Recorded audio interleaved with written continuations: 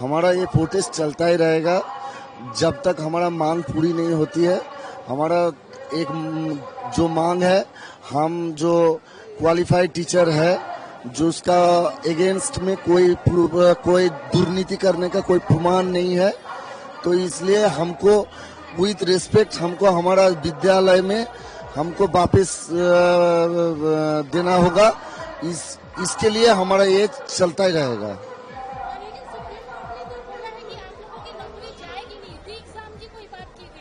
नहीं, उन्होंने बोला है री एग्जाम की बात की है, मगर री एग्जाम आज 10 साल बाद अगर हमारा री एग्जाम होता है तो हम क्या वही मेंटल कंडीशन में है जो आज से 10 साल पहले जैसे पढ़ाई सराई करते थे ऐसे तो हम कर नहीं पाएंगे।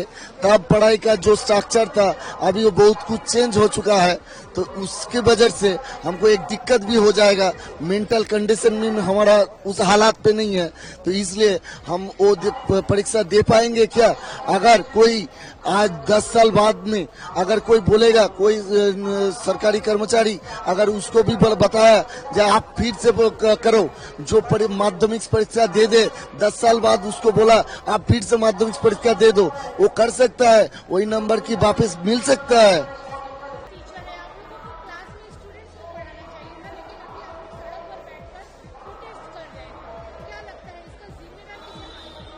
जिम्मेदार तो सरकार का ही है, क्योंकि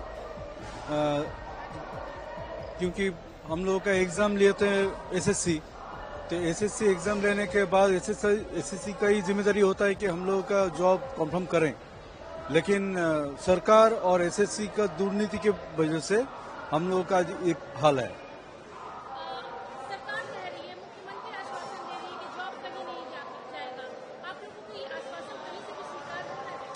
आश्वासन पहले दिन से तो एक ही बात ही बोल जा रहे हैं, लेकिन ये आश्वासन के हिसाब से जो करना चाहिए वो तो काम नहीं कर रहे हैं ना। तो जैसे कि देखिए, टेंटेड अनटेंटेड का लिस्ट देना चाहिए था कोर्ट में, हाई कोर्ट से लेकर सुप्रीम कोर्ट तक एक ही मांगे की गई है कि हम लोगों को टेंटेड और अनटेंटेड सेपरेटली सेग्रीगेट करके दे दीजिए, लेकिन अभी तक कोई भी सेग्रीगेशन नहीं किया है। तो ये आप बोल रहे हैं कि किसी की जॉब नहीं जाएगा, लेकिन जॉब न जाने के लिए जो करना चाहिए वो तो कर नहीं रहे हैं, तो हम लोगों का आश्वासन कैसे मिलेगा उनसे?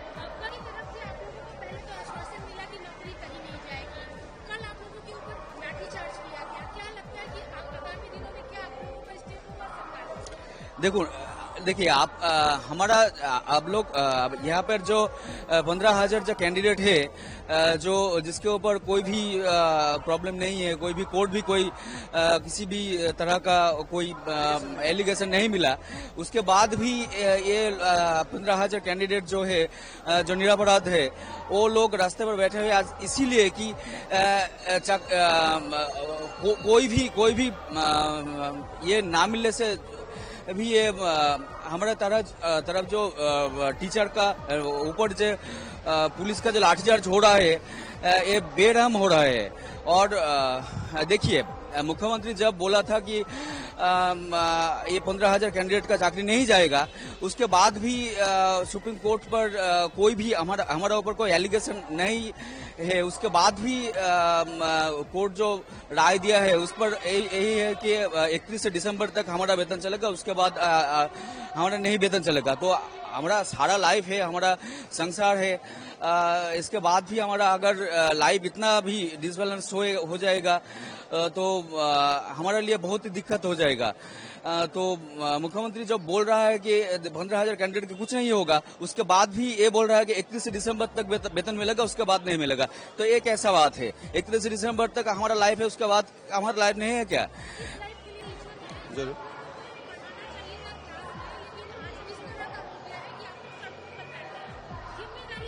जिम्मेदारी पूरा एसएससी जो स्कूल सर्विस कमीशन है और हमारा गवर्नमेंट है, जो अनटेंटेड टीचर्स और नॉन टीचिंग स्टाफ है लगभग 18,000 प्लस है, ठीक है, उसका नाम एड्रेस सब कुछ देकर के अगर सर्टिफाई किया जाता है सुप्रीम कोर्ट पर तो हम लोगों को नौकरी ऐसे गंवाना नहीं पड़ता, ठीक है। तो हमारा एक ही डिमांड है, हमारा डिमांड यही है कि जो सब unattended teachers non teaching staff है, मतलब अकलंकित है जो, तो उनको बिना शर्त पर स्कूल में भेज दिया जाए, और हमारा कोई दूसरा डिमांड नहीं है, ठीक है। और कोई मचा सरकारी स्टैंड बाई के ऊपर हमारा उतना भरोसा नहीं है, क्योंकि वो लोग जो टेंटेड है, अयोग्य है, उनको बचाना चाहता है। इसीलिए हमारा जो मतलब 26,000 के ऊपर जो मतलब टोटल कैंडिडेट थे, उनमें से 18,000 जो अनटेंटेड है उसको भी सूली पे चढ़ा दिया। ठीक है, उनको बचाने के लिए गवर्नमेंट। यही प्रॉब्लम है हमारा कि हम लोग के ऊपर जो सीबीआई है, बाग कमेटी है, कोई भी मतलब एलिगेशन नहीं लेके आया बिना निर्दोष। We are all innocent teachers and non teaching staff. ठीक है, उसको बिना शर्त पर स्कूल में भेज देना चाहिए। ठीक है, यही हमारा डिमांड है। संजीव कुमार मंडल, झारग्राम डिस्ट्रिक्ट है। प्रभातखबर.com, विश्वास वही, रफ्तार नहीं।